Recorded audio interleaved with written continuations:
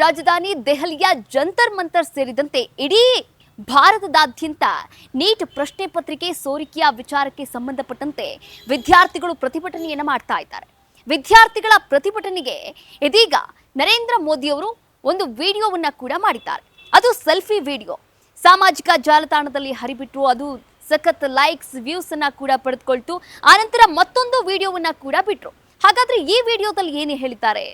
ಪ್ರತಿಭಟನಾ ನಿರತ ವಿದ್ಯಾರ್ಥಿಗಳಿಗೆ ಒಂದು ಭರವಸೆಯನ್ನ ಕೊಟ್ಟಿದ್ದಾರೆ.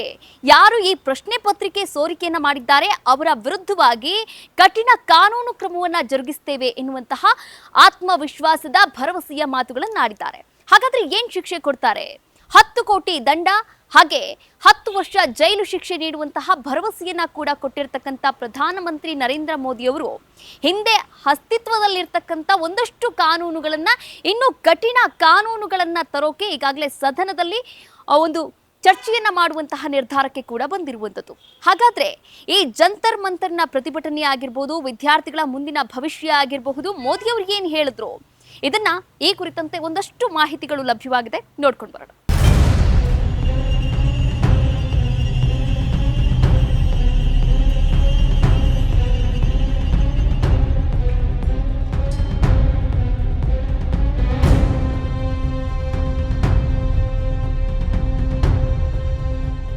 ಮೇ 3ರಂದು ನಡೆದಿದ್ದ ನೀಟ್ ಪರೀಕ್ಷೆಯ ಪ್ರಶ್ನೆ ಪತ್ರಿಕೆ ಸೋರಿಕೆಯಾದ ಸುದ್ದಿ ಇಡೀ ದೇಶದಾದ್ಯಂತ ಭಾರೀ ವಿವಾದ ಸೃಷ್ಟಿ ಮಾಡಿತ್ತು.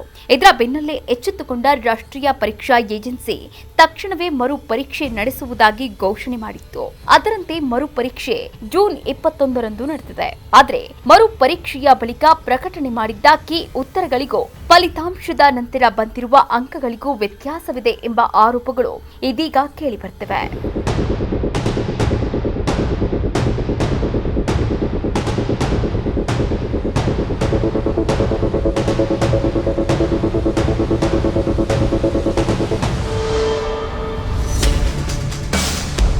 ಹಾಗೆಯೇ ಪ್ರಶ್ನೆ ಪತ್ರಿಕೆ ಸೋರಿಕೆಯಿಂದ ಮನನೊಂದು ಆತ್ಮಹತ್ಯೆ ಮಾಡಿಕೊಂಡಿರುವ ವಿದ್ಯಾರ್ಥಿಗಳ ಕುಟುಂಬಕ್ಕೆ ಸೂಕ್ತ ಪರಿಹಾರ ನೀಡಬೇಕು ಮತ್ತು ಪ್ರಕರಣದಲ್ಲಿ ಭಾಗಿಯಾದ ಎಲ್ಲರ ವಿರುದ್ಧ ಕ್ರಮ ಜರುಗಿಸಬೇಕೆಂದು ಒತ್ತಾಯಿಸಿ ಸಿಪಿಐ ಜಂತರ್ ಮಂತರ್ನಲ್ಲಿ ಜೂನ್ 20ರಿಂದ ಪ್ರತಿಭಟನೆ ನಡೆಸುತ್ತಿದೆ.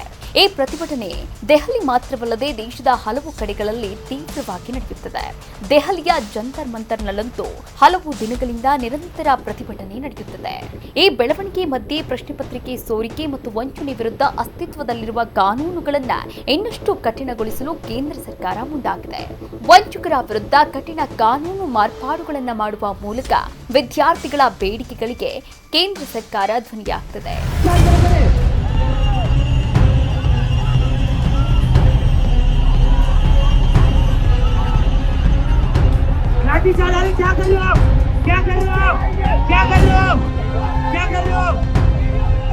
ವಿಡಿಯೋ ಸಂದೇಶದಲ್ಲಿ ನೀಟ್ ವಿದ್ಯಾರ್ಥಿಗಳನ್ನ ಉದ್ದೇಶಿಸಿ ಮಾತನಾಡಿರುವ ಪ್ರಧಾನಿ ಮೋದಿ, ನೀಟ್ ಪ್ರಶ್ನೆ ಪತ್ರಿಕೆ ಸೋರಿಕೆ ಸಾಮಾನ್ಯ ವಿಷಯವಲ್ಲ. ಸರ್ಕಾರ ಇದನ್ನ ಗಂಭೀರವಾಗಿ ಪರಿಗಣಿಸಿದೆ. ತಪ್ಪಿತಸ್ಥರಿಗೆ ಕಾನೂನಿನನ್ವಯ ಶಿಕ್ಷೆ ಖಚಿತಪಡಿಸುವುದು ನಮ್ಮ ಪ್ರಾಥಮಿಕ ಆದ್ಯತೆಯಾಗಿದೆ ಎಂದು ತಿಳಿಸಿದ್ದಾರೆ. फ्रेंड्स, मैं जानता हूं कि पेपर लीक ये कोई मामूली विषय नहीं है. लाखों विद्यार्थी और उनके अभिभावकों के लिए बहुत ही पीड़ादायक है और इसलिए पेपर लीक घटना से अब तक पिछले 2.5 महीनों में अनेक विध कदम उठाए गए.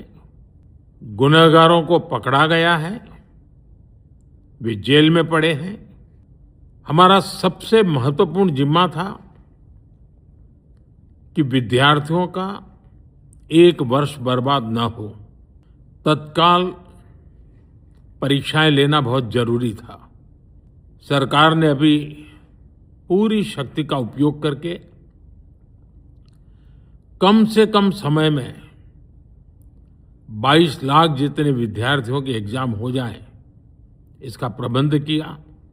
और अभी 5-6 दिन पहले 19 तारीख को रिजल्ट भी आ गया और देश भर में उत्तीर्ण हो गए विद्यार्थियों की खुशियों की खबरें भी आ रही हैं.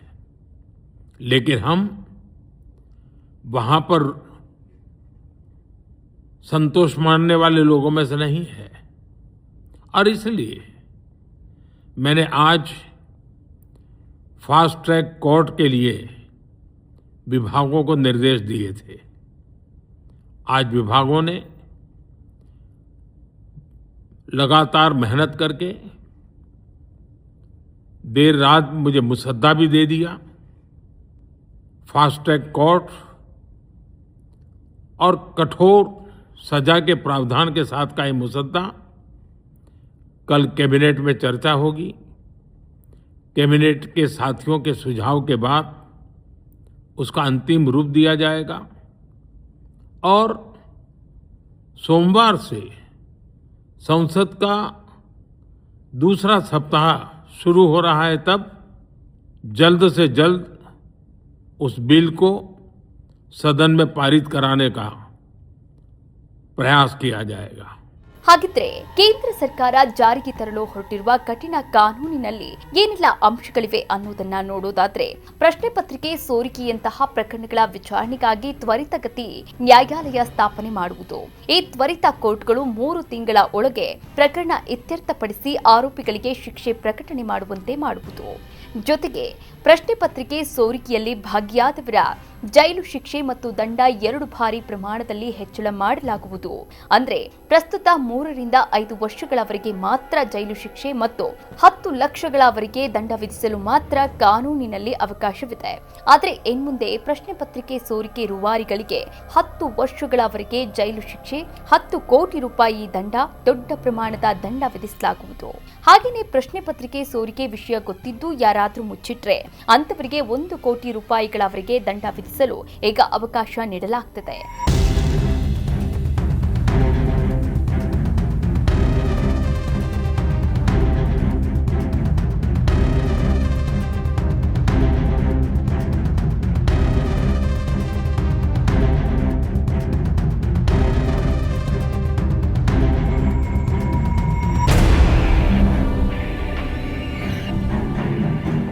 ಪ್ರಶ್ನೆ ಪತ್ರಿಕೆ ಸೋರಿಕೆ ಅನ್ನೋದು ಭವಿಷ್ಯ ರೂಪಿಸಿಕೊಳ್ಳುವ ಮಕ್ಕಳ ಜೀವನದಲ್ಲಿ ಆಡುವ ಆಟವಾಗಿದೆ. ಮುಂದೆ ಹೀಗಾಗಲು ಬಿಡುವುದಿಲ್ಲವೆಂದು ಹೇಳಿರುವ ಮೋದಿ ಈ ಕಠಿಣ ಕಾನೂನಿನ ಕುರಿತು ವಿಡಿಯೋ ಸಂದೇಶದಲ್ಲಿ ತಿಳಿಸಿದ್ದಾರೆ. ಹಾಗೆಯೇ ಪ್ರಧಾನಿ ನರೇಂದ್ರ ಮೋದಿ ಭರವಸೆ ನೀಡಿರುವ ಈ ಕಠಿಣ ಕಾನೂನಿನಲ್ಲಿ ಪ್ರತಿ ಪತ್ರಿಕೆ ಸೋರಿಕೆ ಮಾಡಿದವರಿಗೆ ಮಾತ್ರವಲ್ಲದೆ ಪ್ರಶ್ನೆ ಪತ್ರಿಕೆಗಳನ್ನ ಪಡೆದು ಹಂಚಿಕೆ ಮಾಡಿ ಅದರಿಂದ ಹಣ ಮಾಡುವ ಸಂಘಟಿತ ಜಾಲಗಳನ್ನ ಮಟ್ಟ ಹಾಕಲು ಈ ತಿದ್ದುಪಡಿಗಳಲ್ಲಿ ಕಠಿಣ ನಿಯಮಗಳನ್ನ ತರಲಾಗುತ್ತಿದೆ. ಲಕ್ಷಾಂತರ ವಿದ್ಯಾರ್ಥಿಗಳು ಮತ್ತು ಉದ್ಯೋಗಾಕಾಂಕ್ಷಿಗಳ ಜೀವನದ ಮೇಲೆ ಇದು ಪರಿಣಾಮ ಬೀರುವುದರಿಂದ ಇಂತಹ ಅಪರಾಧಗಳನ್ನು ಸಂಘಟಿತ ಅಪರಾಧಗಳೆಂದು ಪರಿಗಣಿಸಲು ಸರ್ಕಾರ ನಿರ್ಧರಿಸಿದೆ.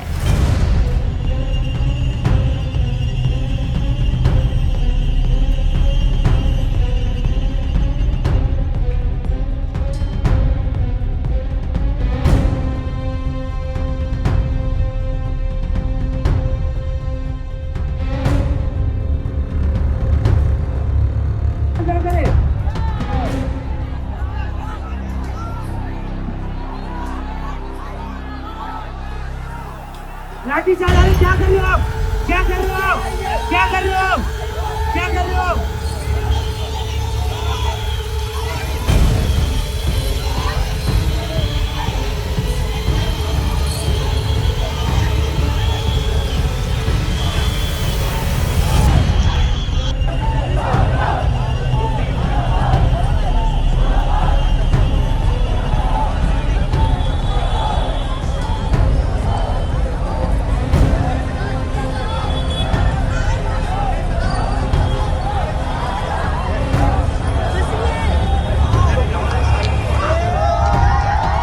ಪ್ರಧಾನಮಂತ್ರಿ ನರೇಂದ್ರ ಮೋದಿ ಅವರು ಪ್ರಶ್ನೆ ಪತ್ರಿಕೆ ಸೋರಿಕೆ ವಿರುದ್ಧ ಕಠಿಣ ಕಾನೂನಿನ ಕುರಿತು ತಮ್ಮ ಸೋಷಿಯಲ್ ಮೀಡಿಯಾದಲ್ಲಿ ಹಂಚಿಕೊಂಡಿದ್ದ ವಿಡಿಯೋಗೆ ದೇಶಾದ್ಯಂತ ತುಂಬಾನೇ ದೊಡ್ಡ ರೆಸ್ಪಾನ್ಸ್ ಸಿಕ್ಕಿದೆ. ಸಾಮಾಜಿಕ ಜಾಲತಾಣದಲ್ಲಿ ಹಲ್ಚಲ್ ಸೃಷ್ಟಿ ಮಾಡಿರೋ ಈ ವಿಡಿಯೋ ಪೋಸ್ಟ್ ಆದ ಕೇವಲ 8 ನಿಮಿಷಗಳಲ್ಲೇ 25 ಲಕ್ಷಕ್ಕೂ ಹೆಚ್ಚು ವೀಕ್ಷಣೆಗಳನ್ನ ಪಡೆದುಕೊಂಡಿತ್ತು. ಹಾಗೆಯೇ 24 ಗಂಟೆಗಳಲ್ಲಿ 303 ಮಿಲಿಯನ್ ವ್ಯೂಸ್ ಪಡೆದು ಹೊಸ ದಾಖಲೆ ಸೃಷ್ಟಿ ಮಾಡಿದೆ. ಇದಲ್ಲದೆ ಇನ್ಸ್ಟಾಗ್ರಾಂನಲ್ಲಿ ಕೇವಲ 20 ನಿಮಿಷಗಳಲ್ಲಿ 10 ಲಕ್ಷಕ್ಕೂ ಹೆಚ್ಚು ಲೈಕ್ಸ್ ಗಿಟ್ಟಿಸಿಕೊಂಡಿತ್ತು. ಈ ವಿಡಿಯೋಗೆ ದೇಶಾದ್ಯಂತ ಸಿಕ್ಕ ಉತ್ತಮ ಪ್ರತಿಕ್ರಿಯೆಗೆ ಮೋದಿ ಖುಷಿಯಾಗಿದ್ದಾರೆ.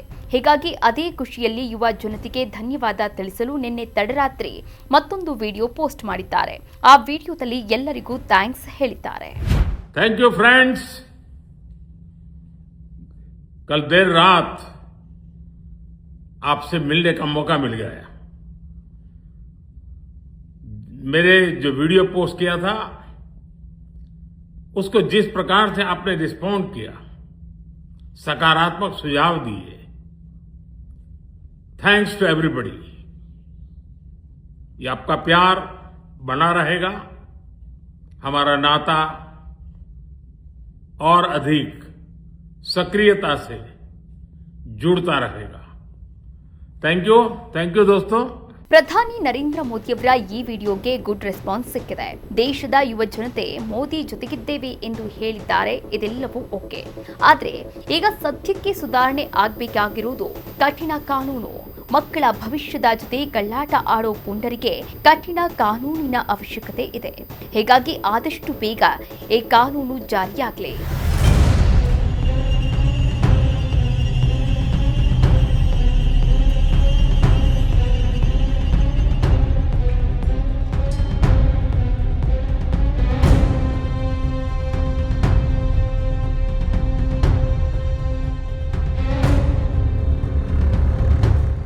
ಹೌದು ವೀಕ್ಷಕರೇ, ನಿಮ್ಮ ಮಕ್ಕಳ ವಿದ್ಯಾರ್ಥಿಗಳ ಈ ದೇಶದ ಯುವ ಶಕ್ತಿಗಳ ಭವಿಷ್ಯ ಉಜ್ವಲವಾಗಿರಬೇಕು ಅಂದ್ರೆ ಈ ರೀತಿಯ ಕಠಿಣ ಕಾನೂನಿನ ಅವಶ್ಯಕತೆ ಇದೆ. ಯಾಕಂದ್ರೆ ಇಂತಹ ಕಠಿಣ ಕಾನೂನನ್ನ ಜಾರಿಗೆ ತಂದಾಗ ಮಾತ್ರ ಅಪರಾಧಿಗಳ ಸಂಖ್ಯೆ ಕಡಿಮೆಯಾಗೋಕೆ ಸಾಧ್ಯ. ಇದಾಗಿತ್ತು ಈ ಕ್ಷಣದ KNB ಸ್ಪೆಷಲ್. ನೋಡ್ತಾ ಇರಿ ಕರ್ನಾಟಕ ನ್ಯೂಸ್ ಬೀಟ್. ನ್ಯಾಯ ನಮ್ಮೊಂದಿಗೆ, ನಾವು ನಿಮ್ಮೊಂದಿಗೆ.